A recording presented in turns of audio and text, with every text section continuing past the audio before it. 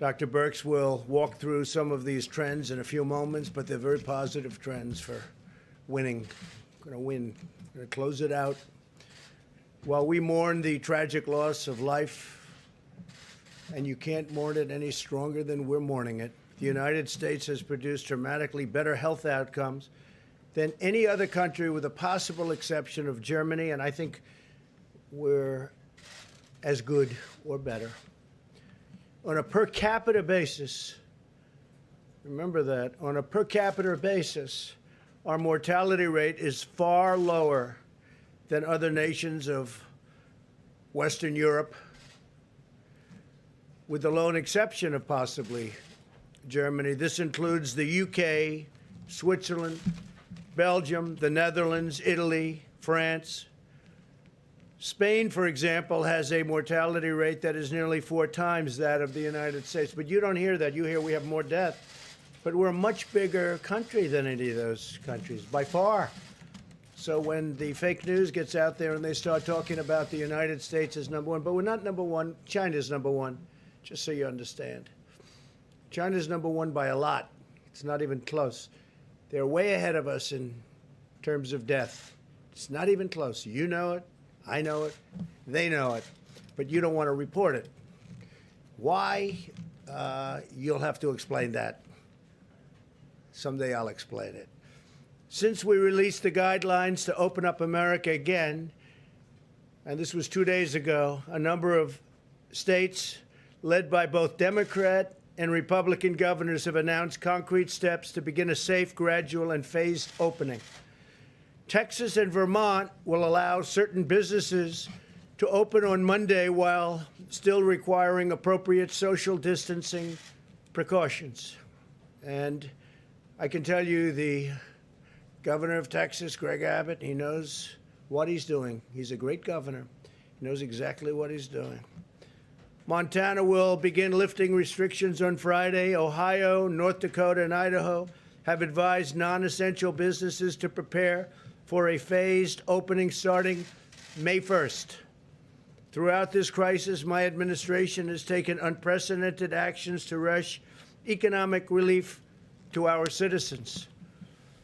As an example, you don't hear any more about ventilators. What happened to the ventilators?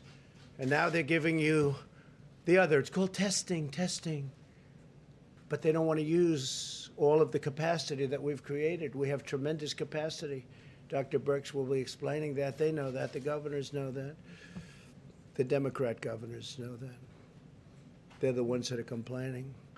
Through the Paycheck Protection Program, we've already processed nearly $350 billion to 1.6 million small businesses across the nation to keep American workers on the payroll. So we're asking the Democrats to get it done. This should be bipartisan. This should be 100% vote. And it's really been incredible. The $350 billion that's been approved is so popular, and it's keeping businesses open. They'll be open, hopefully forever. Our swift action is directly supporting 30 million American jobs. Amy Wright from North Carolina, as an example, said the program is a game changer for her and her family.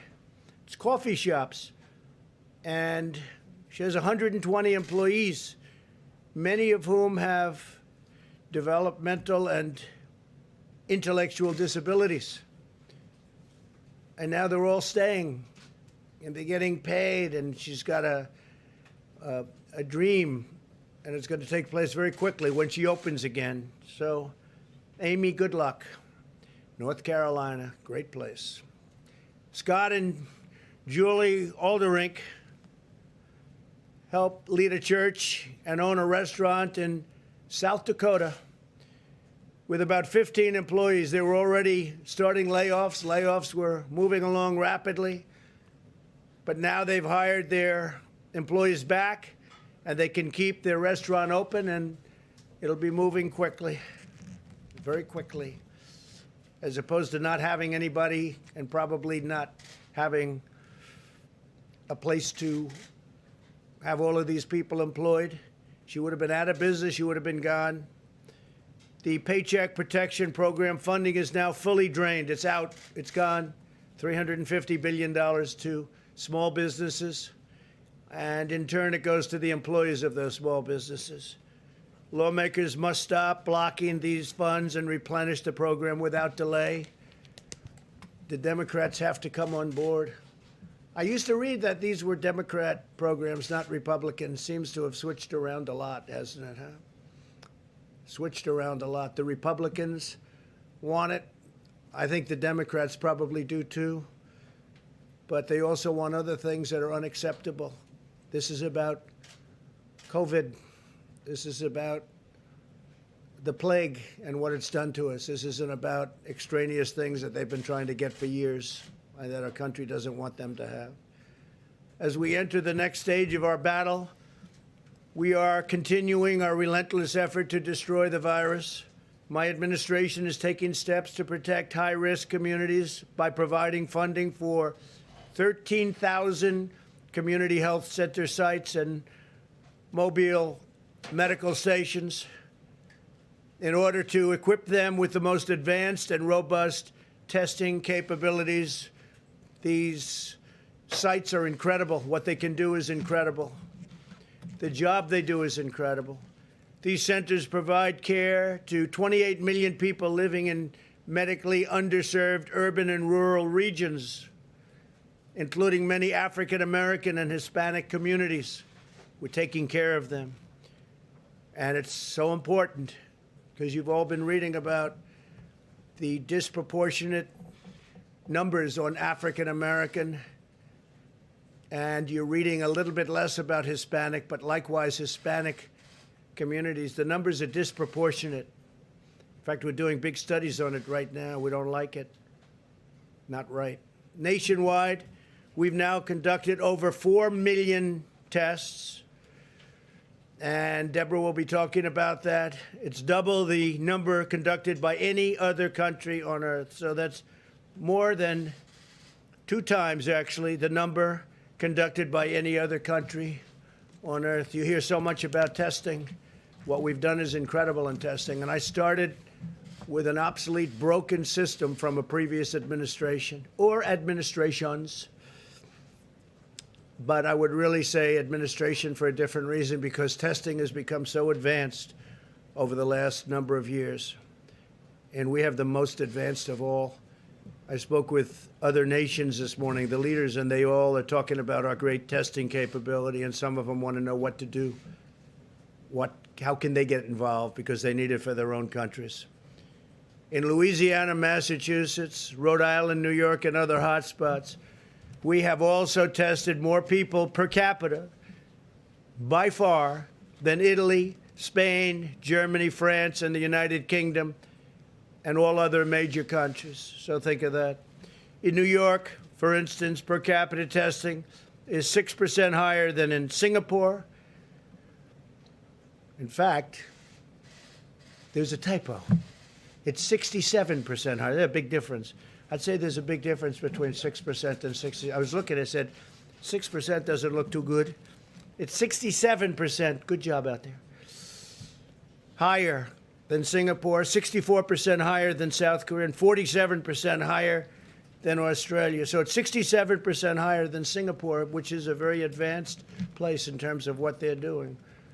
My administration has also been speaking frequently with many of the governors to help them find and unlock the vast unused testing capacity that exists in their states.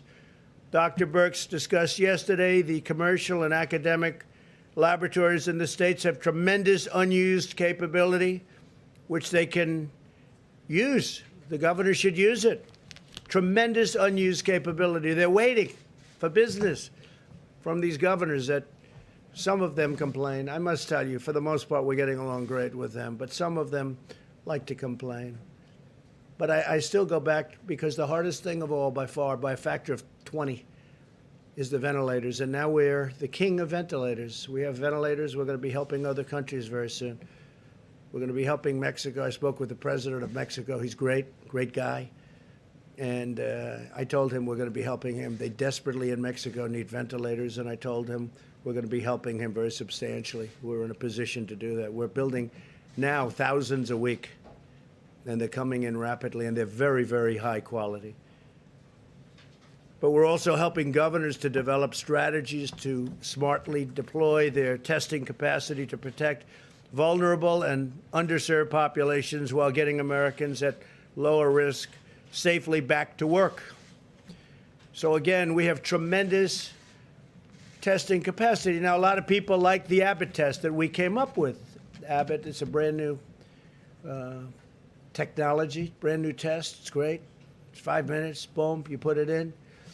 And we're making thousands of machines. Abbott is making thousands and thousands of machines. But not everybody's going to get that one, but they're going to get others. We have numerous platforms, which we'll talk about in a minute. Unfortunately, some partisan voices are attempting to politicize the issue of testing, which they shouldn't be doing, because I inherited broken junk, just as they did with ventilators, where we had virtually none, and the hospitals were empty. For the most part, the hospitals didn't have ventilators. We had to take care of the whole country, and we did a job, the likes of which nobody. We assembled an army of young, brilliant people. For the most part, young, a couple of older ones. But for the most part, they were young, brilliant geniuses that did a job like nobody would believe. I wish you could have seen it. Round the clock. And now the rest of the world's coming to us asking if we could help them with ventilators, because they're very complicated, very expensive. They're very hard to build. And we have them coming in by the thousands. But you don't hear that from even the governors. Nobody's complaining about ventilators. And if there was a surge, we could have ventilators to them within hours, because we have in stockpile almost 10,000 ventilators. You don't hear about hospital beds. When I first started, everyone thought, oh, hospital beds, hospital beds. The governor of New York correctly asked me for hospital beds, and we got the Army Corps of Engineers out, and they built them. He needed them. I mean, I know he said that we were projecting. We're not projecting New York. We're listening to the governors. He wanted them. He needed them, and we gave him thousands of beds. In Javits Center, we brought the ship. Then the ship, we had it converted to a COVID-19, and that was a big deal, by the way, because of ventilation and all the things we had to do, but we did. And fortunately for him and for us, all of us, they haven't used either one very much because the numbers have gone down significantly. But it was there, and it was built, and it was beautiful. 2,900 beds. It was incredible what they did. They did it in a matter of a few days. But unfortunately, and it was very good, the relationship was very good. And I'm frankly glad they don't need them, but they were there. Louisiana, the same thing. I think the governor, Democrat, good guy. And he will, I think, tell you a story that we had more than enough. And I said, well, we're supposed to build one more. I called him. I said, you know, if we don't have to build this hospital, it was an additional anywhere from 500 to 1,000 beds. If you don't need it, would it be possible that we don't build it? Would like to build it someplace else, or not build it at all and save money, which is okay for government too. Use it someplace else. And he called me back the next day and he said, sir, we don't need it. I said, that's great that you say that. I appreciate it. And he didn't need it. But we were ready to go. We took good care of Louisiana. We took good care of Michigan. We took good care of every place. We didn't miss a trick. And we're in great shape on testing. We have different platforms. We actually have 9 different platforms. And on Monday, we're going to be adding one. That'll be 9 to 10. I don't like to count on them before they're up, but we'll have anywhere from 9 to 10 platforms with a tremendous testing capability. And people can go, and especially with phase 1. Now, at the same time, just like with ventilators, we're building now the best ventilators. Just like with ventilators, our testing is getting better and better. I took the first test. The first test was not pleasant. This was not a pleasant thing. I said, you got to be kidding, to the doctor. You got to be kidding. Up your nose, and then we hang a right, and it goes down here. And then we'll wiggle it around here under your eye. And then we'll pull it out, and we'll say, I said, no, there's no way that can happen. Is that the way it goes? You sure? This was a very unpleasant test. And then I was tested a few weeks later with the new test that just came out, the Abbott, where they just touch your nose, basically, and they put it in a machine, and literally a few minutes later, they tell you if you're fine. And I was lucky in both cases, because I've seen the damage that this does to people. But we have great tests. They've really gotten better and better and better as we go along. But we have a tremendous laboratory capability all over the country. And for some reason, the governors, they're not, a lot of them are, but some of the governors like to complain and they're not using it. We have tremendous capability. We're ready for them. And as we go along, just like with the ventilators, we'll get better, more advanced, and, you know, we'll be able to do things that nobody would have even believed possible. But we started off with a broken system. We inherited a broken, terrible system. And I always say it, our cupboards were bare. We had very little in our stockpile. Now we're loaded up. And we also loaded up these hospitals. And, you know, we're talking about payment. We gave billions of dollars worth of things to hospitals. And we'll have to work that out at some point. In fact, I guess they're going to be working that out with Congress. But we loaded up hospitals. The federal government loaded up hospitals with things to take care of people that are very desperately ill. We weren't worried about payment at that time. We said, you'll take care of it at the right time. But we gave billions and billions and billions of dollars worth of medical goods and medicines and equipment to hospitals. And we'll work it out with them. But people don't like to talk about that. So we have done a job that nobody believed. This was a military and private enterprises march. We marched. And unfortunately, with the other side, because they're viewing it as an election. How did President Trump do? Oh, he did terribly. Let's see. He did, he did terribly. Oh, but we just got him the ventilators that they didn't have that they should have had. We just got them hospital beds by the thousands. We just got them testing that they don't even know how to use. In some cases, they have machines that they're only using 5% and 10% of the machine because they have an advanced machine and they don't know how to use it. It can do much more. So we've had people explain how to use it. So I don't know. I don't think I'd do that on the other side. I really don't. I think that here we have a crisis and we have to work together, and I hope we're going to work together. But we're moving along, and we're moving along well. We're moving along well. This should not be a partisan witch hunt, you know, like the Russia witch hunt that turned out to be a total phony deal. Unfortunately, some of these voices, though, are attempting to bring this into politics, and whether it's testing or ventilators or hospital beds or other dimensions of our sweeping public health response. We have had a sweeping response. In speaking to the leaders of other countries this morning, they said, this is incredible the way you've done this so quickly. You know, we're only talking about a few weeks since everybody knew this was such a big problem. And the rest of the world is watching, and they respect what we've done, because I don't think anybody else, I know nobody else could have done what we've done. And we started with garbage. As our expert said yesterday, America's testing capability and capacity is fully sufficient to begin opening up the country totally.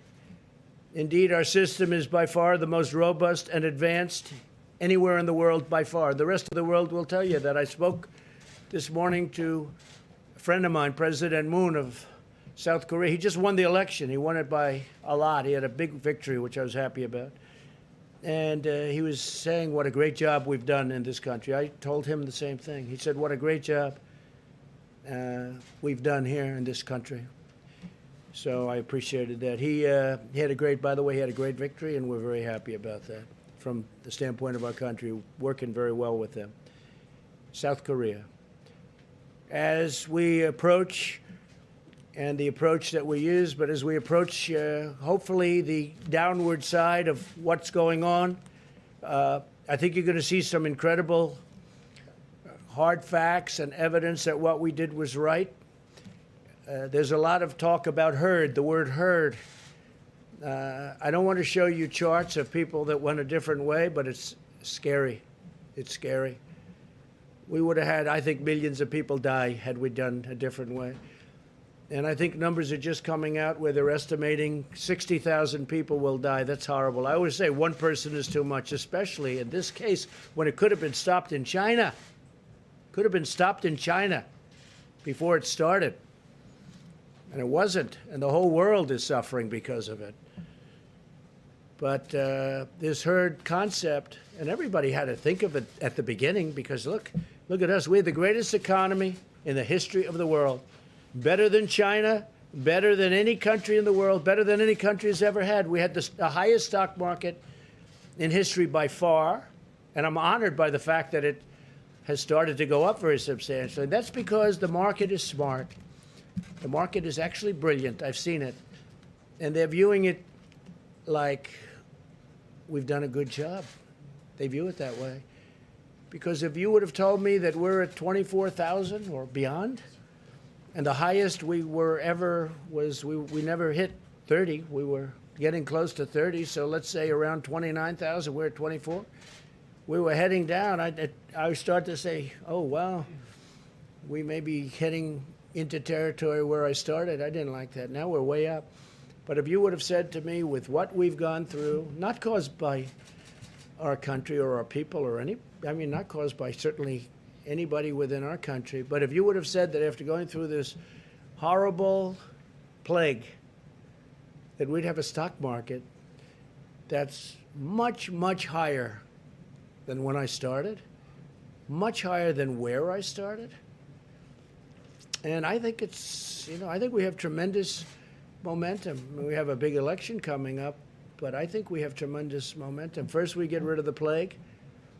And because of what we're doing with the PPP, what we're doing with the paycheck, as we call it, I think we have a chance to have these companies get back to action quickly.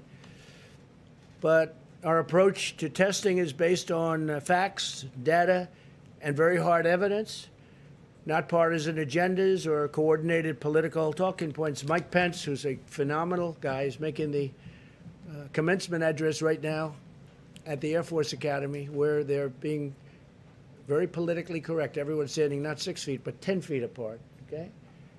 And it's very different. I made that speech last year. I'm going to West Point. I think they're changing the date to June 13th because of what's going on in New York. They're moving it to June 13th, West Point. So I'm doing that commencement speech, and they're going to have, sad, but it's a big start. They're going to have the cadets. They may not have the parents, but they're going to have the cadets. The parents are so proud of them. I know at the Air Force Academy, where Mike is speaking right now, they don't have the parents. They have the cadets. They're very, very widespread. And you talk about social distancing. I mean, they are really spread. I looked at it. They're using 10 feet. So he's doing that. But they're having it. It's very important to have it. And that's a great thing. That's a great thing. That's a big start. So he's there right now. And I will tell you, he's a gentleman, Mike Pence, a real gentleman. And the Democrat senators requested a phone call with him yesterday. And I think they had, for the most part, all of them on, like approximately 47. I heard it was just about all of them, whatever it might be. I don't want to be wrong by 1 or 2 or 10 and have the press say, he lied, he told a lie. Terrible, terrible. Whatever it was, but they have 47, and I guess most of them were on. I heard they were so rude. I used a term today. I said rude and nasty, but I heard they were so rude. No matter what he said, which was all very positive in terms of winning this battle against the invisible enemy, no matter what he said, they were fresh, they were nasty, and it was, I heard, just a terrible thing. And I said, Mike, that's politics. That's what it is. If we came into this room today and said, the battle is over, we have won, it's 100% gone, the Democrats would say the president has done a horrible job. He has done a disgraceful job. It is a shame how bad he is. You know, This is the talking points. This is political, and it would be nice not to have that, especially when we've done the job we've done. I mean, all you have to do is look at the big V for victory or V for ventilator. Take a look at it. Everybody said they had us on that. They had us. They thought they had us, but we got them done at numbers that nobody would have believed. And we did use our act, our production act, and we used it, but we didn't use it. We didn't need it like a hammer. All we had to do, for the most part, we used it actually in a number of cases, but for the most part, all we had to do is talk about it. All we had to do is say, we're going to use it if you don't do this. And everybody was, for the most part, good. We used it a couple of times because it didn't work out the easy way, but it worked out the hard way. But whether it was masks or ventilators, it was incredible what we've been able to do. So this is a very critical time for the American people, and the American people deserve real information and responsible and thoughtful dialogue from their elected leaders and from the media. The media's been some very honest, but some very dishonest. You know that. You know that. I mean, I even read a story where Mark Meadows, this tough guy, he was crying. He was crying. There was a Maggie Haberman. She won a Pulitzer Prize for her coverage of Russia, but she was wrong on Russia. So was everyone else. They should all give back their Pulitzer Prizes. In fact, it turned out that the crime was committed by the other side. The crime was not committed by this side. It was committed by the other side, a bunch of bad people. You saw the reports coming out over the last 2 weeks. They got caught. So Maggie Haberman gets a Pulitzer Prize. She's a third-rate reporter, New York Times. And we put her name up here last week. You saw that. People thought it was a commercial. It wasn't a commercial. It's like a commercial, but it wasn't a commercial. It was just clips. And because we exposed her as being a bad reporter, what happened is she came out and said, Mark Meadows was crying, and they made it sound. I said, Mark, and it's okay if he did. I wouldn't, look. But I think he was crying probably really for the wrong reason they had it down. But he's not a crier. And if he was, I've known criers. I could tell you people that that are very famous, they cry, and that's okay too. But it was a nasty story in so many ways. It was fake news. And she only did it because we exposed her for being a terrible, dishonest reporter. She is. I've known her for a long while. I haven't spoken to her a long time. I made the mistake. I take a picture with her at the desk a long time ago. Every time she does a story, if I say, I haven't spoken to her in many, many, many months, maybe years, I don't speak to her. She's fake. A lot of people are fake. A lot of people. We get a lot of fake people. But what happens is she writes this story as retribution, puts it in the New York Times, and the New York Times is a very dishonest newspaper. It's my opinion. It's not an opinion. It's actually, from my standpoint, the very hard thing to figure, though, most people wouldn't know that, but I know because I know the facts. And they make up, I said it today, they make up words. Sources say, most often used, sources say. You know what sources say means? Sources say means they have nobody, and they make it up, okay? And they have a few other type statements that mean the same thing. But sources say is the most often used expression in the Washington Post, New York Times especially, CNN, fake news, CNN. They should really be mandated, and I mean mandated, to use a name. If there's a source, use a name. Say that Kayleigh McEnany said, or somebody. And you'd find out that the, number one, the source wouldn't say it. The sources don't exist. I don't believe the sources exist. And I try and tell this, the beautiful thing about doing these conferences is that we have tremendous numbers of viewers, and I'm able to reach the viewers without having to go through fake news where they make a good story into a bad story. So with all of that, it's been an incredible period of time. We've done a fantastic job with the talk of other nations. The leaders of other nations are calling us for help. They're calling us for equipment. They're calling us for testing capacities. Now, with the testing, we are going further. Deborah's going to talk about that now. With the testing, we have some other tests coming up that are going to be, I think, phenomenal. I think they're going to blow away everything as soon as they come out. And we're going to get them out as soon as possible. But I'd like to ask Dr. Birx to come up and say a few words about where we've come, how far we've come, and more importantly, where we're going from this point, because honestly, it's quite amazing. Thank you very much. Thank you, Mr. President. If we could have the first slide. I wanted to give you an update on where we are as states and as counties and as cities. I know you all are watching carefully. The numbers have shifted over the last few days. What happens when when states change the reporting from confirmed to probable? So now all probable cases are included. They had to add them back in. Even though the cases may have been from March, they were added over 14th, 15th, and 16th of April, and states may continue to be adding them. Eventually, we're hoping that those get accounted for on the day when the presumptive cases or the probable cases were counted, but right now they're added in one fell swoop. So this is New York and New Jersey, and I think we all know how difficult and what a difficult time both New York and New Jersey have had. I call your attention to the axis. It goes up to 250,000 cases, so you can get a frame of how we're talking about some of the other metro areas. Next slide.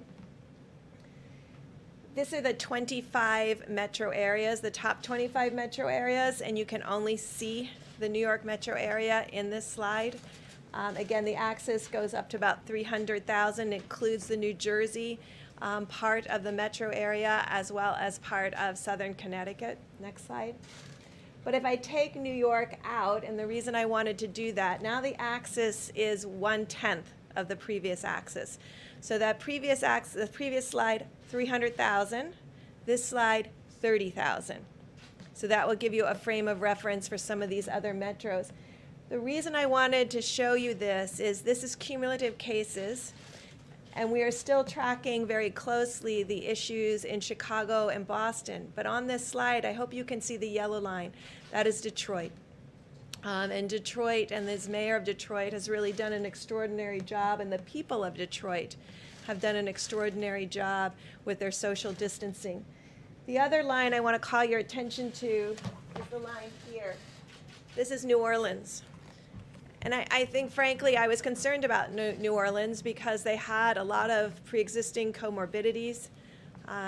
They have 2 or 3 major hospitals, but cover a very large area of geographic area. And that other blue line that you can see that's down right here, that's the Seattle line. And you can see that their response, because of the nursing home alert, they were one of the first states and the first metro areas to really move to social distancing. And so they've really never had a peak like many of the other metros. Next slide. Then I just want to take you through some of these new case graphics. That was cumulative cases. This is daily cases. And obviously there's a lot of variability in reporting, but you get a sense over time when you look at daily cases. So New Orleans is on panel on your left and Baton Rouge on your right. But you can see clearly New Orleans about a month ago, very low levels, probably less than 50 cases, large peak and spike around the beginning of April, and they have come down. And they have down to very few cases. Again, I showed you before how both their syndromic cases have come down as well as their actual number of cases. Next slide. This is Seattle. So you can see they had a much lower peak. And this is when we talk about flattening the curve. This is what flattening the curve looks like. It becomes a longer, slower decline, but it never gets very high and then goes back down. Next slide. And then this is Detroit. And we always look at the metros as a consolidated. So this is both Wayne and Oakland in Michigan. And we really want to thank the mayor for the incredible job that they have done to really ensure that everyone is receiving the adequate health care and testing. And they've done quite a good job with testing in Michigan. But all of these states, Louisiana and New York, have tested 30,000 per million inhabitants. Those are some of our highest numbers across the board. And next slide. And so the president talked about the case fatality rates, and we've lost a lot of Americans to this disease, and we pray and hope for each one of them that are in the hospitals and the excellent care. What this graph illustrates is the amazing work of the American people to really adhere to social distancing. This was nothing we had ever attempted to do as a nation, and the world hadn't attempted to do. But they were able to decrease the number of cases so that in general, most of the metro areas never had an issue of complete crisis care of all of their hospitals in a region. And so you can see our case fatality rate is about half to a third of many of the other countries. Excuse me, does anybody really believe this number? Does anybody really believe this number? I put China on there so you could see how basically unrealistic this could be. When highly developed healthcare delivery systems of the United Kingdom and France and Belgium and Italy and Spain with extraordinary doctors and nurses and equipment have case fatality rates in the 20s up to 45, and Belgium is extraordinarily competent healthcare delivery system, and then China at 0.33. You realize that these numbers, even then this includes the doubled number out of Wuhan. And so I want it really to put it in perspective, but I wanted you also to see how great the care has been for every American that has been hospitalized, and the extraordinary work of our doctors and nurses and our laboratorians on the front line who have been doing an excellent job. Next slide. And then we also wanted to show... Also the number for Iran. Does anybody really believe that number? You see what's going on over there. Does anybody, you put that slide back if you would. Does anybody believe this number? Does anybody believe this number? You saw more and this is why bags on television than that. This is why the reporting is so important. And I think you remember almost 6 weeks ago, maybe a month ago, I was telling you what Italy was showing to us and what France was telling to us and the warnings that they gave to us and said, be very careful. There's an extraordinary high mortality among people with pre-existing conditions. And we used their information to bring that to the American people. That alert before we even had significant cases, came from our European colleagues on the front line. And that's why we keep coming back to how important in a pandemic and a new disease, it's really critical to have that level of transparency because it changes how we work as a nation. It allowed us on over March 15th to make an alert out there about vulnerable individuals and the need to protect them. And my call out to millennials to really protect their parents, protect their grandparents, and get that information out to everyone, that there were pre-existing conditions that put people at greater risk. That information came from our European colleagues who were in the midst of their battle themselves. And so there is never an excuse to not share information. When you are the first country to have an outbreak, you really have a moral obligation to the world to not only talk about it, but provide that information that's critical to the rest of the world to really respond to this credibly. And I really want to thank our European colleagues who worked so hard to get us that information, even in the midst of their own tragedies. And I think that really shows how important transparency is. And we go to the next slide. We can show you this really encouraging and great news. So we know that fatalities will continue to lag because people are in hospitals still, and some are still in intensive care units. But these COVID-like illnesses, this is our hospitalizations that are related to flu per 100,000 Americans. This is this year's flu season, and you can see our COVID-like illnesses, and this is all of them, probable and confirmed cases. Our hospitalizations are declining. Now, I showed you metros that have made tremendous progress. And we've been up here many times talking about it being 6, 10, 15 additional cities. And now we're really just focused on Chicago and Boston and Massachusetts and really some issues that Providence is starting to improve now, so their relationship to the two large outbreak cities. But this is really reassuring to us of the progress we're making across the country against this disease. And I just really want to conclude by thanking again the American people for making these type of graphics possible. Thank the data team who puts these together for me. So they are working to about 3:30 every morning to make sure that we have the most up-to-date information. That's the data that goes to our supply chain individuals to ensure that every hospital in every state and every community has what they need based on data, and to make sure that we're serving the needs of the American people as effectively as possible. Thank you, Mr. President. Thank you very much. You did a fantastic job. Is it yours? Thank you very much. The fact is that we've been learning a lot from Deborah and Tony and so many of the professionals, the director. PEPFAR, we're spending the United States, with that help, to the best of my knowledge, mostly in Africa, $6 billion a year, and that's on AIDS. What we've done for AIDS in Africa is unbelievable. We spend $6 billion a year. That's been going on for a long time. Nobody knows that. You've never heard that. I've never heard that. $6 billion a year.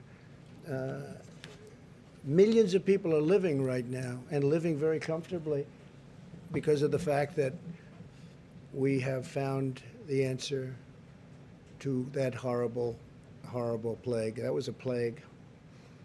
But we spend $6 billion a year. And from what I hear, it's very well spent, done by professionals, including this great professional right here. That was the thing that you worked hardest on, and something that was very close to her heart. So it's, it's something that I think people should start hearing. The World Health Organization, we're just finding more and more problems, and we spend this money really well. There are other ways we can spend the $500 million. That's $500 million. This is $6 billion.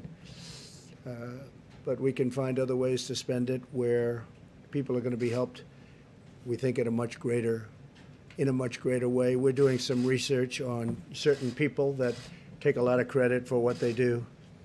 And NIH is giving away a lot of money, We give away for many years, they give away a lot of money. And some people complain and some people don't. Some people are extremely happy. So we're looking into that also. They're giving away approximately, as I understand it recently, more than $32 billion a year. $32 billion. And so we've been looking at that for a while, and we're going to be having some statements to be made about that. $32 billion a year. It's a lot of money, and we want to make sure it's being spent wisely, and we've been doing that, by the way, and we'll have some statements on that. And those are much bigger numbers than what we're talking about with national.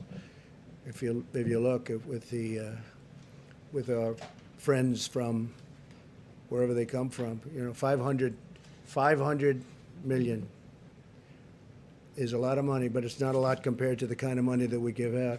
I think over the years it's been averaging about $32 billion. $32 billion. So we've had our eye on that one for a while. We also talked about the lab in China, where I guess 3.7 million was given some time ago, and we're looking at that very closely. Chief of Staff has that pretty much under control, but it's money that, too bad it got spent there. But that was spent, what year was that, Mark? It was 4 or 5 years ago. Over the last 6 years. 6 years ago, approximately. So we're looking at that, and that's the lab that people are talking about. All right, so we're looking at a lot of things. There's tremendous waste in our government. We found it in many different ways and in many different forms. And this is one of them. This is one of them. We can spend, I was talking to Dr. Birx, we can spend $500 million using all of it in a much more efficient manner if we choose to do that. And it'll be to the good of many more people than are getting it right now. But you look at the mistakes that were made, I mean, so late, long after I said we have to close off our country. They were actually against our closing off our country to China. When I did that in January, they were against that. They didn't like the idea of closing off our country. They said it was a bad thing to do, actually. And they've since taken that back. But it was a very lucky thing that we did it, very lucky. We would have had numbers that were very significantly greater. Tony Fauci said that. He said it would have been very significantly greater had we not done that. So we made a lot of moves that were good moves, but it's still a very depressing subject because it's a lot of death. And if it was stopped very early on at the source, before it started blowing into these proportions, you have 184 countries that would have been in a lot better shape. But our country is getting back, and I expect that we're going to be bigger, better, and stronger than ever before. I will take a few questions. Jeff? Mr. President, you've mentioned, and the doctor has mentioned China a few times today, that clearly suggesting that the data has not been good. And Well, you tell me, do you think that data is good when you see that? Do you think that's correct, okay? Do you honestly believe that's correct? pretty dramatic contrast. So my question for Dramatic? you, Yeah, that's dramatic. so my question for you, sir, is Why didn't the press, why didn't you people figure that out, though? Why do we have to put up a chart? The number is impossible, it's an impossible number to hit. But why haven't you come up and said that? the question, sir, is China now cooperating with the United States to figure out what happened, and what do you want from them now? Well, they said they're doing an investigation, that they're doing an investigation. So let's see what happens with their investigation, but we're doing investigations also. Yeah, go ahead, please. Thank you, sir. You've spoken, we heard Dr. Burks a moment ago say that every country has a responsibility to tell the rest of the world what's going on. You've talked repeatedly about how this could have been stopped in the past. I know you don't want to telegraph what you would do, but do you think that there should be some consequences if in the end, China was responsible for all of this? Well, if they were knowingly responsible, certainly. If it was a mistake is a mistake. But if they were knowingly responsible, yeah, then there should be consequences. You're talking about, potentially lives like nobody's seen since 1917. And, the other thing, had we not done what we did in terms of closing, because there is that concept of let's let it ride. But at some point, I'm going to have to, I don't want to embarrass countries that I like and leaders that I like, but you have to see some of these numbers.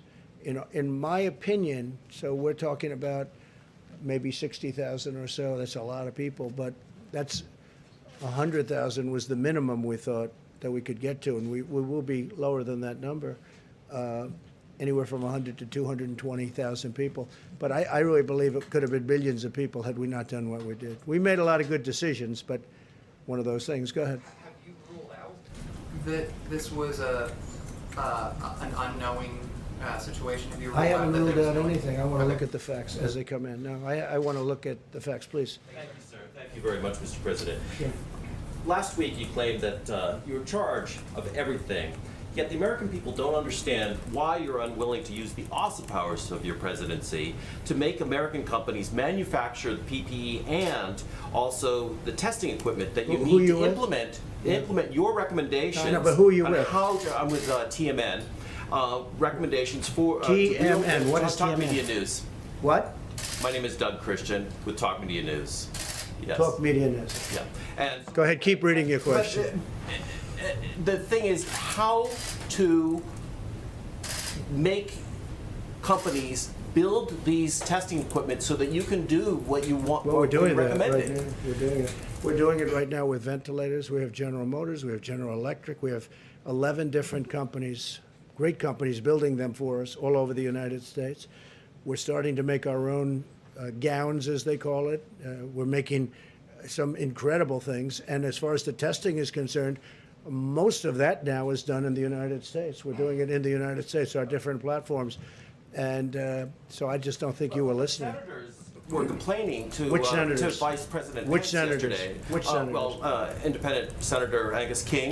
He's not an independent, okay? Angus King is worse than any Democrat. Go ahead. But he said that he was livid, actually. Of course he said that, because he's a Democrat, okay? Angus King is not an independent. He uses that term for whatever reason. It's a waste of time. But he's not a very emotive type Oh, of yes, senator. he is. You haven't seen him, okay? You haven't seen him, no.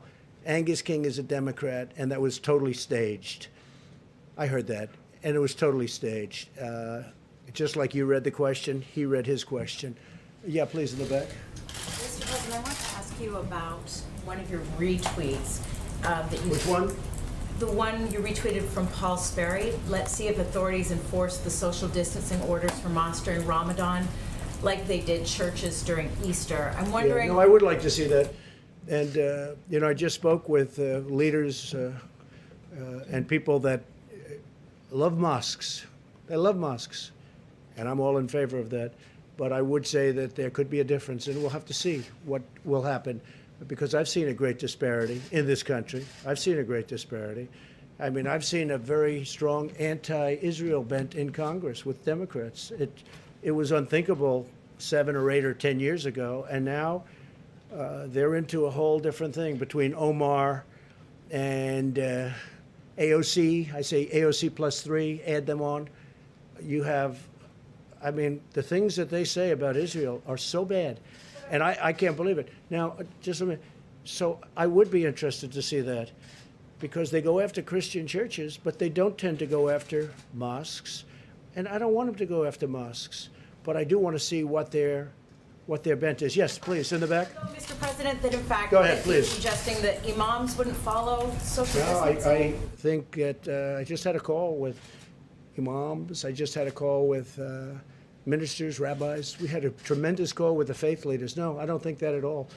I am somebody that believes in faith, and it matters not what your faith is, but our politicians seem to treat different faiths very differently, and they seem to think, and I don't know what happened with our country, but the Christian faith is treated much differently than it was, and I think it's treated very unfairly. Yes, please, go ahead in the back. I just want to ask though if the Let's go. Department of Justice will in fact support. OAN, please. Okay. OAN. Thank you, Mr. President. The Paycheck Protection Program saved an estimated 15 million jobs. It's run out of money. The Democrats, specifically Nancy Pelosi, have been blocking that funding. Yeah. Do you know why Speaker Pelosi is dragging her feet on that? Well, she thinks it's politics. I don't think it's good politics. Nancy Pelosi's been blocking it. Schumer's been blocking it. And I think they think it's good politics. I don't think it's good politics. I think it's bad politics, but I don't care about the politics. It's so great for our country because we're going to have all of these companies that are, you know, it's a bigger employer. Let's say it's the same, but essentially it's the same power, all of these small businesses added together as the big companies. It's about 50-50. And it's so important. And they will be scattered if we weren't able to do what we're doing. And essentially, we're giving these small businesses that won't make it, they can't because they're closed. We're giving them money to take care of their employees so when we open, they can get back into business. It's been a very popular plan, even with Democrats.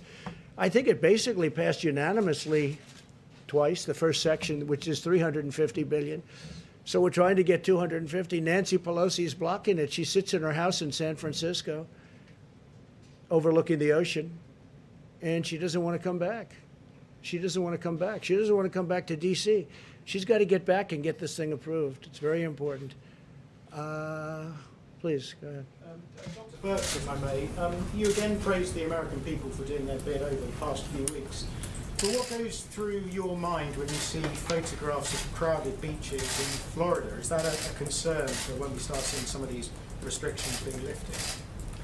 Well, as I described, we go metro by metro, county by county, and so I'd have to link that with a specific county and look at their case rates. I believe the governor and the public health system that Florida has, they have some of the best county public health individuals I have ever had to deal with. They are amazing because I had to work with them under HIV/AIDS. So if the county health directors believe that that's appropriate for their county, then I'm not going to second judge an individual's approach to this because I can't see into every single county and load the low rates. I can just see there's no cases. So I don't know if that's a county with very small cases or not, but I think their county health official would know. And many of the counties, as you know, are really free of this horrible enemy. So we're opening up. You'll be seeing a lot of this country start to open up fairly quickly. Yes, please. Thank you, Mr. President. You mentioned the importance of social distancing, but for example, Stephen Moore, someone you appointed to your Open the Country task force, is organizing a protest in Wisconsin, but aren't they in a sense protesting your very own guidelines? Well, we have a flexibility. I didn't see what Stephen said. I can tell you he's a very good economist. He's been calling shots right. He said we need to be the Rosa Parks of government injustices.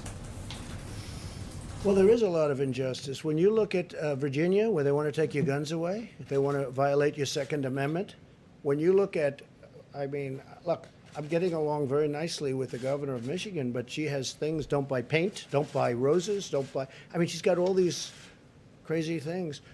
I really believe somebody sitting in their boat in a lake should be okay. They shouldn't arrest people.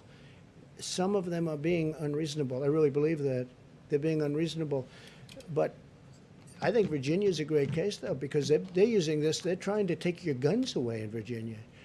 And if people in Virginia aren't careful, that's what's going to happen to them.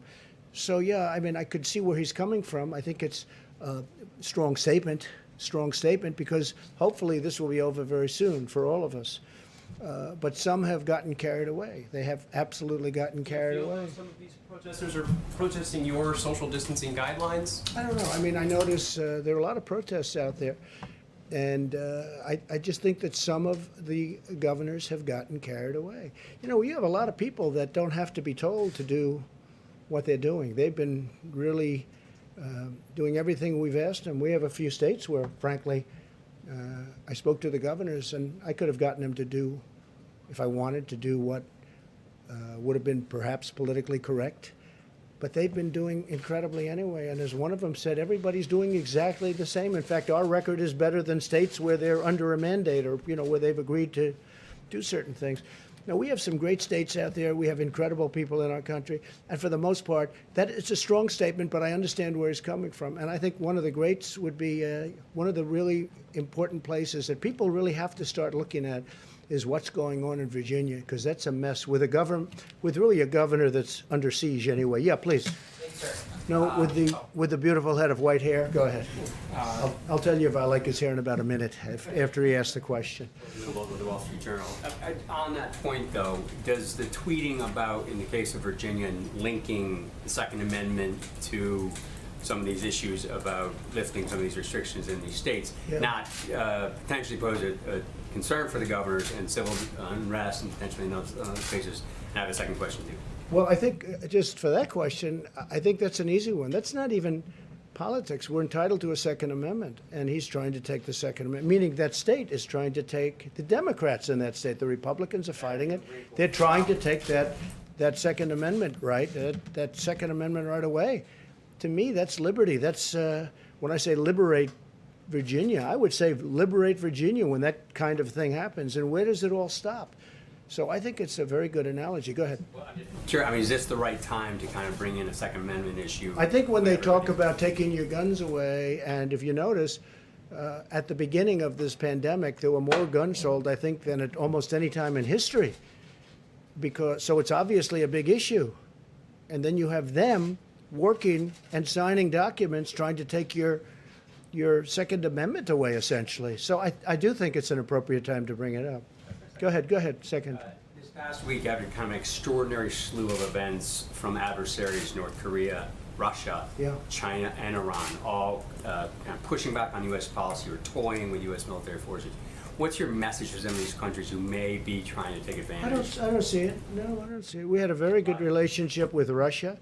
We worked on the oil deal together. I was with, by telephone, King of Saudi Arabia and the President of Russia, Vladimir Putin. We worked out a deal on oil. That was a very important deal to them and to us and to Saudi Arabia. It was in a deadlock. You know it. You covered it very well. Actually, Wall Street Journal covered that very well. I worked with Putin and with the king on that. And President Putin was a total gentleman, and it was very important to get that done. And the king was great. And we actually had to bring in Mexico because Mexico was a lone holdout, and they showed great flexibility. You know the story. No, I think we're doing fine. Yeah, sure. It's North Korea. I see they're testing short-range missiles, and been doing it a long time. I received a nice note from him recently. It was a nice note. I think we're doing fine. Look, if I wasn't elected, you would right now be at war with North Korea. Okay, I'll tell you for your people that don't understand the world and they don't understand how life works. If I wasn't elected, you would right now, maybe the war would be over, hopefully with a victory. But if you remember when I first came in, we didn't have ammunition. Not a good way to fight a war. President Obama left us no ammunition, okay? And he left us virtually no medical and ventilators. He left us, the cupboard was dry, right? The cupboard was dry. No, I think right now you'd be at war, essentially, in some form. Be over, it would be raging with North Korea if I weren't president. And we're doing just fine with North Korea, just fine. Let's see how it all ends up. You know, in the meantime, they said, oh, Trump's given up. And then they said, oh, really, what's he given up? And they said, I don't know. Then they said, he met. Oh, I met. No, I have a good relationship with Kim Jong-un. That's not a bad thing to have a good relationship. Obama wanted a relationship. He wouldn't meet with Obama. Wouldn't meet with him. Okay, have a good relationship with him. We met at the line. I stepped over the line. The first time anything like that's ever. It's all good. It's good. But when they say, the stupid people, I call them stupid people, or the haters, they say, Trump's given up so much. Really? I've actually increased the sanctions. China's been very good on the border. In fact, right now, the border is stone cold closed between China and North Korea. Our relationship with China was good until they did this. Once we found out about this, look, we just made a trade deal where China's going to have to buy $250 billion a year in our product, $50 billion from the farmers, $40 to $50 billion from the farmers. The relationship was good when we were signing that, but then all of a sudden you hear about this. So it's a big difference. You know, the question was asked, would you be angry at China? Well, the answer might very well be a very resounding yes, but it depends. Was it a mistake that got out of control, or was it done deliberately? Okay, there's a big difference between those two. In either event, they should have let us go in. You know, we asked to go in very early, and they didn't want us in. I think they were embarrassed. I think they knew it was something bad, and I think they were embarrassed. But, you know, no, I think we're doing very well. Well, so you said Russia, you said China, you said North Korea. Iran. When I came in, Iran was a terror. We had 82 points of fighting. We had 18 points of major confliction. The first week, I said, tell me about Iran. Sir, we have 18 points of confliction, meaning Yemen, Syria, all Iraq. They're going into Iraq all over the place. They're a much different nation right now. I stopped that horrible deal, and they want to talk, except that Kerry violated the Logan Act. He made the deal, and he doesn't want them to make a deal because I would have made a deal, in my opinion, except that John Kerry, who made the deal originally, which was a stupid deal to make, gave him $150 billion, gave him $1.8 billion in cash, in green. That would be more than this room 10 times with $100 bills. You could fill up this room 10 times with $100 bills, and it's not that small a room. And I say he violated the Logan Act. I think it was a major violation. I think we would have had a deal if it wasn't for John Kerry.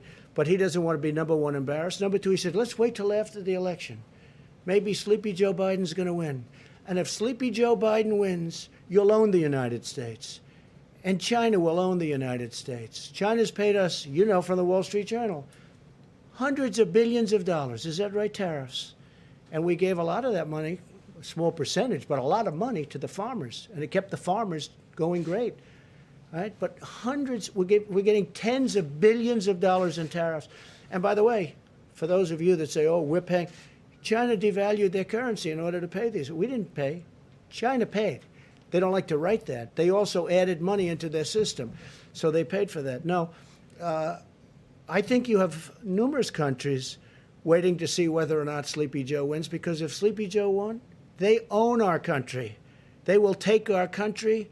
You know, we had, go back 2 months, we had by far, and China was supposed to catch us. You know better than anybody, Wall Street Journal. For years I've heard, by 2019, China will catch us. There's only one problem. Trump got elected in 2016. That was a big difference. And we were going leaps and bounds above China. And before the problem with the plague, right? China was having the worst year they've had in 67 years. That was before the plague. Now they're getting really hurt, and so is everybody getting hurt. I don't want them to get hurt, but they're all getting hurt. Everybody's getting hurt. It's a horrible thing that's happened. But we had the greatest economy in the world by far. China isn't even close. Go back 2 months. And we're going to keep it that way. But when you mention Iran, Iran is a much different country than it was. When I first came in, Iran was going to take over the entire Middle East. Right now, they just want to survive. They're having protests every week. They're loaded up with the plague, which I don't want. I've offered to help them if they want. If they need ventilators, which they do, I would send them ventilators. We have thousands of excess ventilators coming in. And here, we have a stockpile of ventilators, and we're starting to send them so that hospitals can fill up their stockpile, which they should have. New York had a chance to get 16,000 ventilators, and they chose not to do it, and I understand that. It's a hard decision for a thing that may or may not happen. I fully understand that. I'm not even complaining about that. I'm only saying this. Iran was a terror when I came into office. Right now, they don't want to mess around with us. They don't want to mess around with us.